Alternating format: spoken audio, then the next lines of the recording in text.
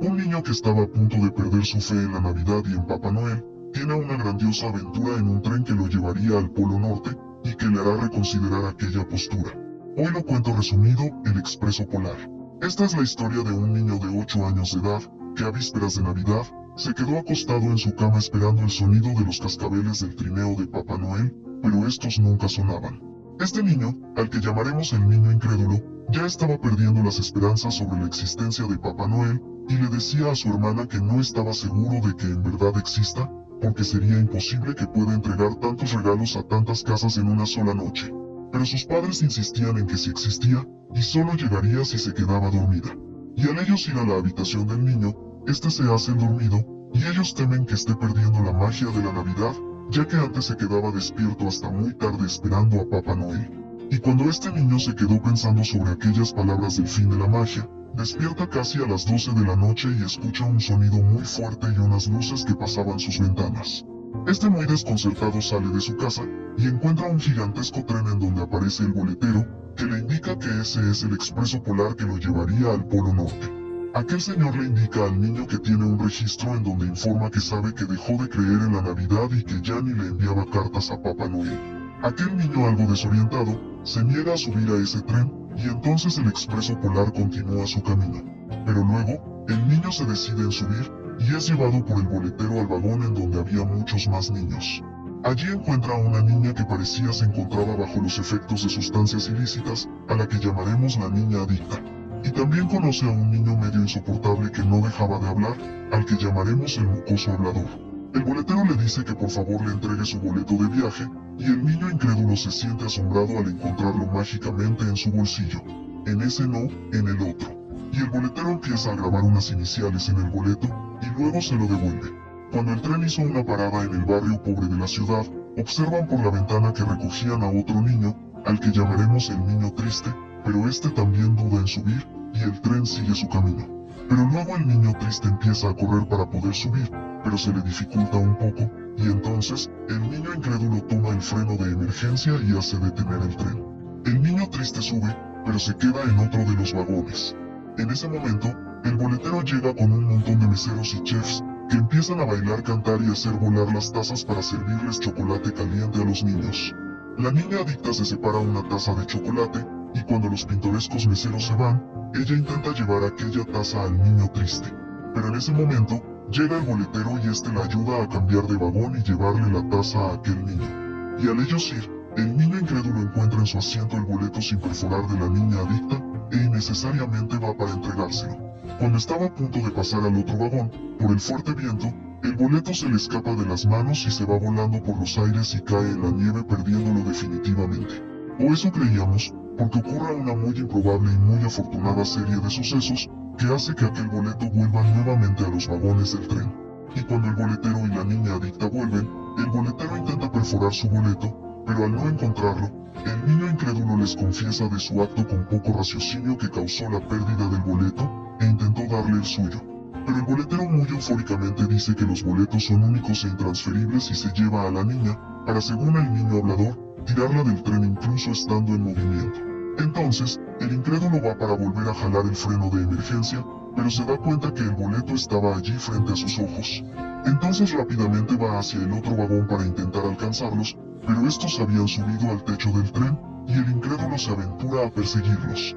Este logra subir, pero por la nieve y el fuerte viento, no logra hacer que lo escuchen y los pierde de vista. Y al seguir avanzando, se encuentra con el fantasma de un vagabundo con guitarra que había prendido una fogata en medio del techo del tren, y este sujeto le hace dudar sobre si realmente todo aquello está pasando en realidad, o solo es producto de un sueño.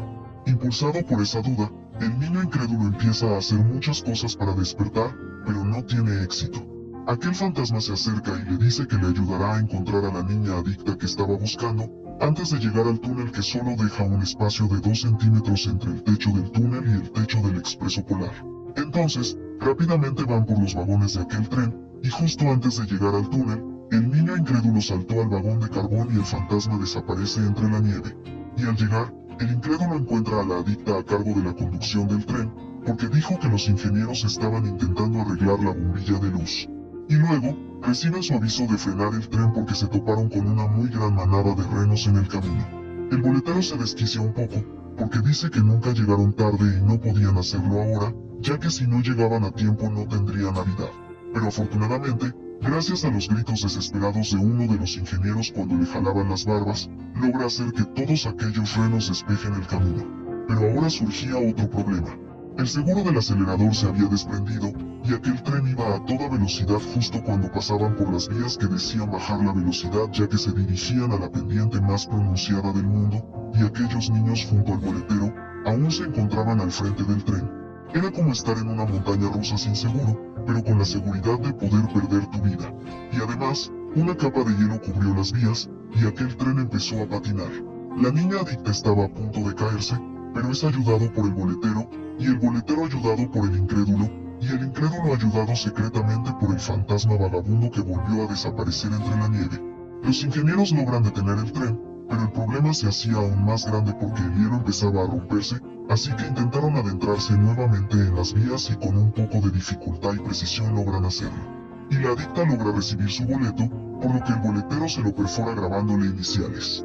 Mientras iban de vuelta a los vagones, el boletero les cuenta una historia de su primer viaje y de cuando casi se cae del tren, pero alguien o algo lo sujetó y lo salvó.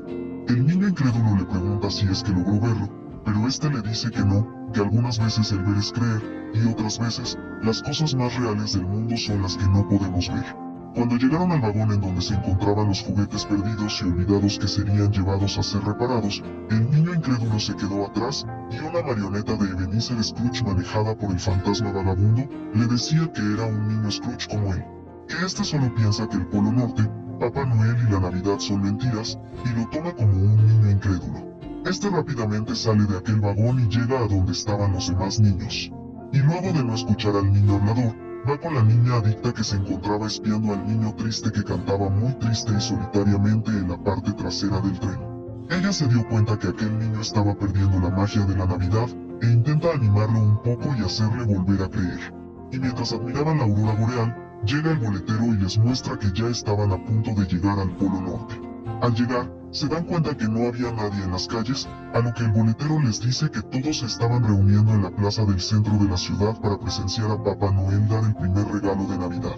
Todos bajaron del tren para también ir al centro de la ciudad, pero la adicta se percata que el triste aún no bajaba del tren, a lo que el boletero le dice que nadie está obligado a ver a Papá Noel. Entonces, la adicta junto al incrédulo van con el triste, pero este le dice que la Navidad no significaba nada para él. Y cuando intentaban convencerlo a que vaya con ellos, el vagón se desprende de los demás gracias a la palanca que movió el incrédulo cuando subió. Y entonces, aquel vagón empieza a retroceder en las vías a toda velocidad. El niño incrédulo intentaba buscar el freno de emergencia, pero no logra encontrarlo, a quien encuentra es al fantasma vagabundo que desaparece al golpearse con la entrada del túnel. El vagón se detiene cuando llega a un no sé qué de trenes, y la niña adicta dice que logra escuchar los cascabeles del trineo de Papá Noel, pero los otros dos niños no escuchaban nada, y pensaban que la adicta aún estaba bajo los efectos de aquellas sustancias, pero de todas formas deciden seguirla. Al llegar a la ciudad, el niño triste dice que también ya empezó a escuchar aquellos cascabeles, y encuentra la sala de operaciones de los duendes que tenían cámaras enfocando tétricamente a todos los niños del mundo mientras dormían. Y cuando estos pequeños duendes subían a su transporte para llegar a la plaza, aquellos niños también se suben, y llegan a un lugar en donde transportaban los regalos. Allí encontraron un regalo que contenía un nombre y una dirección que concordaban con el niño triste que ahora sabemos que se llama Billy, y este va tras su regalo, y los demás niños lo siguen y son llevados a donde están todos los demás regalos. Y luego, cuando eran cargados en esa gran bolsa roja, encuentran al niño hablador que estaba allí revisando sus regalos.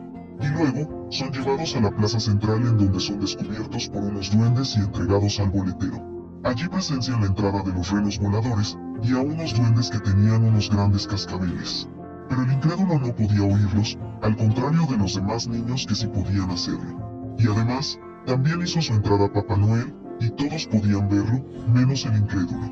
Y luego, uno de los cascabeles se desprendió y cayó mágicamente en los pies del incrédulo, y este lo toma e intenta escucharlo, pero sigue sin poder hacerlo.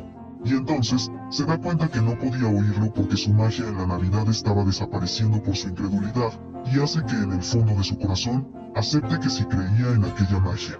Y entonces empieza esta vez a escuchar el sonido, y también, a ver a Papá Noel. Y entonces, Papá Noel lo elige para ser el primero en recibir el regalo de Navidad. El ahora niño no tan incrédulo se acerca al trineo y le dice al oído el regalo que desea, y Papá Noel acepta. Y después de entregarle el cascabel y decirle que el verdadero espíritu navideño está en su corazón, suenan las 12 en el campanario. Y entonces, Papá Noel, junto a sus renos, se va en su misión de entregar todos los regalos de Navidad. Luego de que todo ya se haya terminado, el boletero sube a los niños al tren, pero no sin antes volver a perforar sus boletos. Al niño hablador le completó la palabra de aprende, ya que luego de ver a Papá Noel y toda esa magia, aprendió a no ser tan pedante. Al niño triste le completó muchas frases que relacionaban a su falta de confianza, pero ahora, este ya confiaba y tenía nuevos amigos. A la niña adicta le completó la palabra de dirigir, que realmente no sé cómo se relaciona a su aventura en esta película. Tal vez de ya no dirigir sustancias ilícitas a su cuerpo. Al niño incrédulo le completa la palabra creer, ya que es lo que aprendió a hacer esa noche. Cuando subió al tren, todos querían ver el cascabel que Papá Noel le dio, pero este lo había metido en su bolsillo roto y lo perdió. El tren empezó a llevar a cada niño a su hogar, y el primero fue el niño triste, que agradece al incrédulo de ayudarlo a subir al tren, y al bajar, ve en el árbol de su casa su regalo de Navidad. La siguiente parada fue la casa del niño incrédulo, quien al despedirse de la adicta y el hablador, baja del tren y recibe el consejo del boletero, que no importa dónde se dirija un tren, lo importante es subirse en ellos. Y desde la puerta de su casa se despide de todos, incluyendo al fantasma vagabundo. Cuando entra a su casa, no había regalos en su árbol y las galletas estaban intactas. Al día siguiente, el niño es despertado por su hermana y le cuenta que había muchos regalos y encontró uno con el nombre del incrédulo. Aquella caja contenía el cascabel que había perdido y una carta de Papá Noel que decía que lo había encontrado en el asiento de su trineo. Cuando llegaron sus padres, pensaron que aquel cascabel estaba descompuesto porque no escuchaban su sonido. Sus padres ya habían perdido la magia hace mucho tiempo, al igual que su hermana y sus amigos, que de niños sí podían hacerlo, pero con el paso de los años dejaron de oírlo. Pero el niño incrédulo, aun siendo adulto, podía seguir escuchando aquel melodioso sonido, porque él aún creía. Y así termina esta hermosa historia. Ahora les contaré algunas curiosidades sobre... La película fue dirigida por Robert Zemeckis, el hombre brillante detrás de las películas de Volver al Futuro, director también de El Náufrago, Forrest Gump, Quien engañó a Roger Rabbit y el live action de Disney de Pinocho. Bueno, nadie es perfecto. También hay que mencionar que el gran soundtrack de la cinta fue compuesto por Alan Silvestri, quien ya ha trabajado con Zemeckis en varias películas, al igual que Tom Hanks. La película se basa en el libro con el mismo nombre del autor Chris Van Allsburg, quien además escribió Jumanji y Satura, libros que también contaron con sus adaptaciones. En el periódico que ve el niño con el titular de Los Santos en huelga, se alcanza a ver que en los letreros dice a la construcción del centro comercial Long Pine, un nombre que los fanáticos de Volver al Futuro sin duda reconocerán. En la habitación del niño se ve un títere de un perro de raza Bull Terrier, el cual también aparece en el libro. Este está basado en un perro de la vida real que tenía el cuñado de Chris Van Allsburg, y ha aparecido constantemente en los libros del autor, a manera de homenaje o easter egg, ya sea como un perro real o un juguete. Por otro lado, tanto en la peli como en el libro, se ve un banderín que parece de la Universidad de Michigan, justamente donde se graduó el autor del libro. El libro nos dice que el niño no dudó ni un segundo en subirse al tren, tomando la mano del conductor, mientras que en la película el niño duda bastante, tanto así que el conductor decide dejarlo y solo cuando el tren empieza a moverse es que el niño decide subirse. ¡La tienda de juguetes! El tren pasa por una tienda llamada Herbolzheimers. Estos eran unos grandes almacenes ubicados en Grand Rapids, la ciudad natal del autor del libro. Cuando se detienen para recoger a Billy, el niño que se parece a Dewey, el conductor menciona la dirección 11344 Edbrook, siendo la dirección real del hogar de Robert Zemeckis cuando era niño. Aunque el diseño de la casa como tal se basó en una que estaba 2 puertas más abajo de la de él. Según el arte conceptual, las 2 ventanas frontales pretenden dar la sensación de que está mirando con tristeza al mundo. Incluso cuenta con carámbanos que cuelgan de ella como si fuesen lágrimas, reflejando la tristeza que también tiene el niño que allí habita. Pero al final, cuando Billy llega a casa después de su viaje y Papá Noel ya ha pasado por allí, ahora la casa está mucho más iluminada. Ya no tiene carámbanos y su techo tiene una ligera curvatura que da la sensación de que estuviera sonriendo. En cada boleto de los niños vemos una serie de números que contienen los dígitos 1, 2 o 5. 1225 es la fecha de Navidad, y también es el número que tiene el Permarket 1225, la locomotora real en la que se inspiró la del Expreso Polar. El libro muestra que los niños beben chocolate caliente a bordo del tren, pero solo muestran un par de chefs sirviéndoles de manera normal. La película es quien convierte esto en un momento musical extravagante con camareros anatómicamente flexibles. Toda esa secuencia que sigue el boleto del tren flotando a través de varios lugares pueden recordar a la escena de la pluma en Forrest Gump, también dirigida por Zemeckis y protagonizada por Tom Hanks. Aunque la motivación real para incorporar esta secuencia fue esta ilustración del libro donde se ven 3 lobos mirando el tren. El director quería representar esa ilustración de alguna manera, y se le ocurrió lo del boleto como una buena excusa para hacerlo. Dicen fantasmas. Interesante. Uno de los personajes más interesantes es el vagabundo. El arte conceptual confirma que se trata de un fantasma, y una escena eliminada explica cómo fue que perdió la vida. Aparentemente una noche el vagabundo estaba en el techo del tren y cuando este pasó por el túnel, bueno, ya se imaginarán. Por lo que le da un sentido irónico a la advertencia que hace el vagabundo sobre el poco espacio que hay entre el techo del tren y el túnel. Aunque algunos consideran que más que un fantasma, el vagabundo es la manifestación del mismísimo Jack Frost. Cuando el niño hace sonar el silbato del tren, él dice que ha querido hacer eso toda su vida, lo mismo que dijo el Doc en la tercera parte de Volver al Futuro. Toda mi vida quise hacer esto. He querido hacer esto toda mi vida. Incluso para reforzar esa referencia, el silbato que escuchamos es el mismo, a pesar de que sea un modelo de tren diferente. La película se hizo mediante el proceso de motion capture, donde cientos de sensores capturan cada movimiento y cada matiz facial para que una vez se tengan las expresiones y movimientos básicos, los animadores puedan convertir los datos capturados del actor en la forma que deseen. Inicialmente Robert Zemeckis quería que Tom Hanks hiciera a todos los personajes, ya que gracias a esta tecnología era posible, pero al hacer las pruebas resultó demasiado agotador para Hanks, así que su trabajo se redujo a 5 papeles, que aún así son muchos. Él hizo al padre del niño, al conductor, al vagabundo, a Santa Claus y hasta el niño principal. Pero el niño en cuestión contó con la voz de David Savara, la estrella de Mini Espías, mientras que algunas capturas de movimiento adicionales fueron hechas por Josh Hutcherson, quien años después protagonizaría la adaptación de Satura.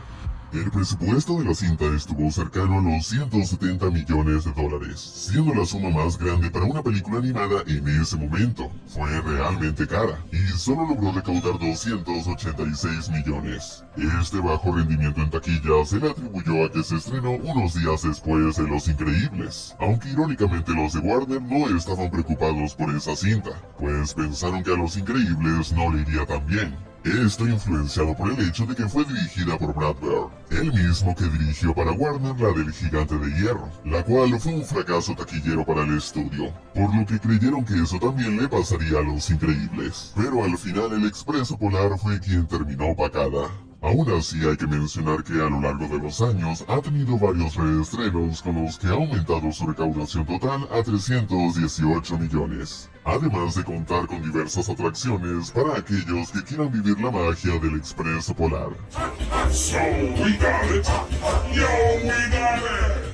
Al niño protagonista lo conocemos como Hero Boy según los créditos, y es que nunca se menciona su nombre en la película, aunque en la producción se referían a él como Chris, en honor al autor del libro. Además que el nombre Chris resulta apropiado para un héroe de una historia que se desarrolla en Navidad, ya que es Christmas en inglés. Otro nombre que tampoco se menciona es el de la niña, y los créditos simplemente la nombran como Hero Girl, pero se llama en realidad Holly, un nombre que se relaciona con una planta asociada con la Navidad. La barranca glaciar, lo que el conductor describe como la pendiente más pronunciada en el mundo, no estaba en el libro. Sin embargo, en este sí que se llegó a comparar el viaje en el tren como estar en una montaña rusa. Aunque claro, para nada fue tan extremo como lo que se vio en la película. Aquí quisieron hacer el trayecto mucho más difícil para los personajes, y es que ya saben lo que dicen, nunca viajes con Tom Hanks. El número de vagones del tren cambia constantemente. Por ejemplo, vemos casi 20 vagones cuando el tren pasa cerca de los lobos en el bosque. Pero luego cuando el niño y el vagabundo los están saltando vemos solo 5, o 7 si contamos estos dos. Y aunque la respuesta obvia sea que los animadores cometieron errores o se tomaron decisiones artísticas deliberadas, la justificación dentro del universo es que, bueno, es un tren mágico. Puede tener los vagones que se le antoje y al parecer hacer que estos se doblen como si estuviesen hechos de goma.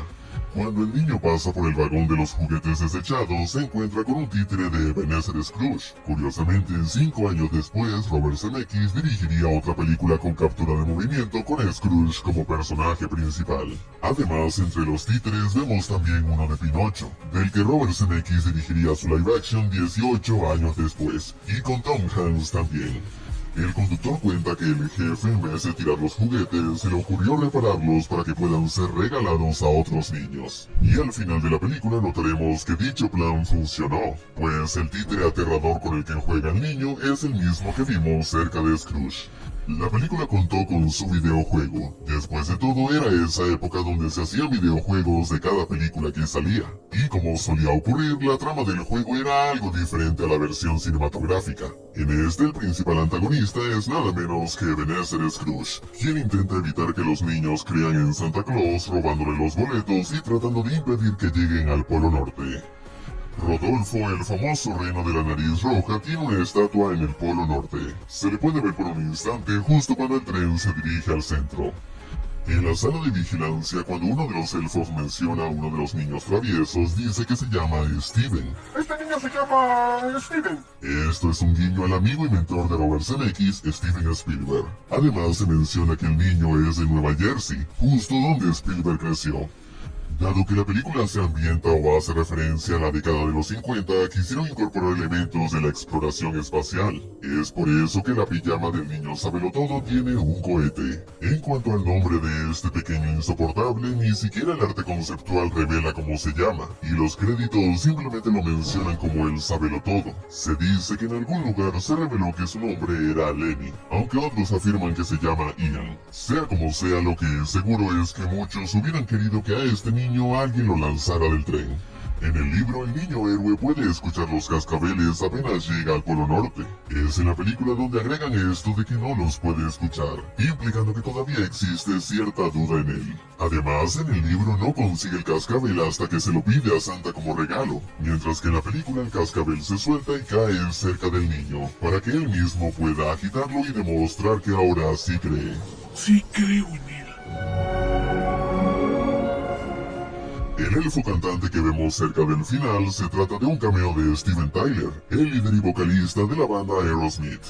El director quería que el boleto dorado de cada niño fuera significativo. Para ello, el conductor perfora una palabra diferente en cada uno de estos. La idea inicial era que el conductor perforara la palabra completa, solo que se vería al revés, sin importar de qué lado estuviera el boleto. Pero la idea se abandonó cuando el director se dio cuenta que algunos niños de la audiencia podrían simplemente leer al revés, anticipando cuál era la palabra, por lo que se prefirió que el conductor perforara solo algunas letras, y ya después en el viaje de regreso las completaría revelando la lección que cada niño debe aprender. Lo siento, dice aprende. Me equivoqué. Lección aprendida. El tiempo funciona de manera muy extraña en la película. Y es que a pesar de todo lo que ocurrió en el viaje, pasaron solo 5 minutos, ya que al principio cuando el tren llegó a la casa del niño, el reloj se detuvo a las 11:55, y al final cuando regresa, un reloj marca las 12. La explicación más sencilla es la magia navideña, pero podría haber otra, y es que en una escena se notó que el tren cuenta con un condensador de flujo, como el DeLorean de Volver al Futuro, implicando que el Expreso Polar es en cierta manera una máquina del tiempo en funcionamiento. En los créditos vemos que Leslie, la esposa del director, participó en la cinta. Ella proporcionó la captura de movimiento tanto para la madre como para la hermana del niño. La película termina con una toma de la campana que el niño recibió de Santa, igual al final del libro, estando exactamente en la misma posición. La única diferencia es que en la cinta vemos un sutil reflejo de Santa.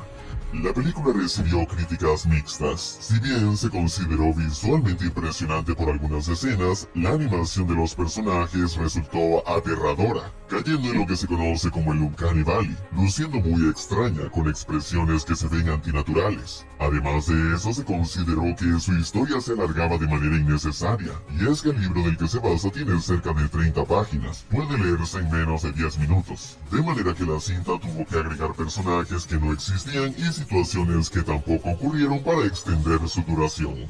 Aún así, con los defectos que pueda tener, es un producto que ha logrado mantenerse en los rieles de la nostalgia el suficiente tiempo para ser un clásico navideño. Y aunque muchos de nosotros ya hayamos crecido y ese espíritu navideño quizás no esté tan presente, el Expreso Polar tiene la habilidad de conectarnos con la pureza de ese niño interior, con la inocencia de esas primeras navidades donde todo nos parecía posible. Así será si celebras Navidad.